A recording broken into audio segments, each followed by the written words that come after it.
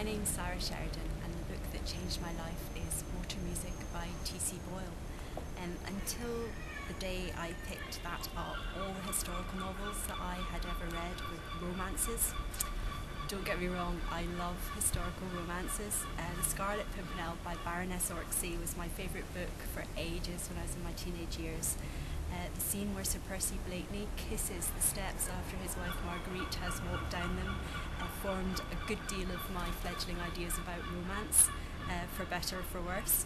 I ate up Georgette Hare, particularly her Regency series, which is full of game young bucks betting their sister's hand that they can ride to London through the night and get there before dawn, and I loved all that. And then I picked up Water Music, and my God, it was like being slapped around the face and waking up to a whole new world of possibilities of what a historical novel could be like. It felt like a real encounter with history. It's so well written that the language stretched me and my ideas about what could be done by the way of story design and vocabulary. I find it really inspirational for two reasons.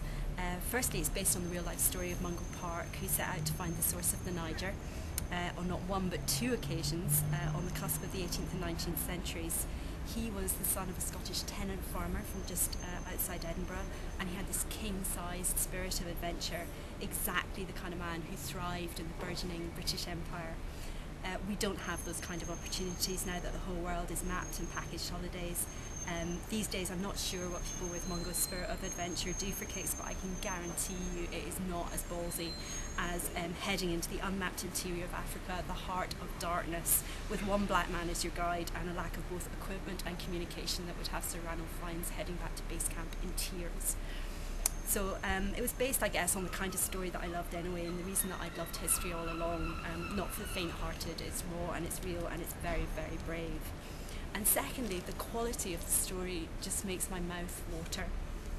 Boyle is massively talented. Much of the story is in appalling taste. It's rambunctious and it's wild, but the upshot is that it just bristles with life, which is what the tail end of the Georgian era was all about.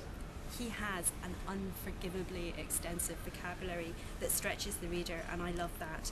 And the way he constructed the story is really dramatic. It's a roller coaster of body, crazy characters, and I never fail to howl with politically incorrect laughter at Mungo's long-suffering guide Johnson, a freed slave who has cut short his comfortable Mandingo retirement because he wants a copy of the complete works of Shakespeare. I agonise over Ailey Anderson, Mungo's true love, back at home in Scotland, and whether she'll wait for him or choose instead Glegg, the country doctor.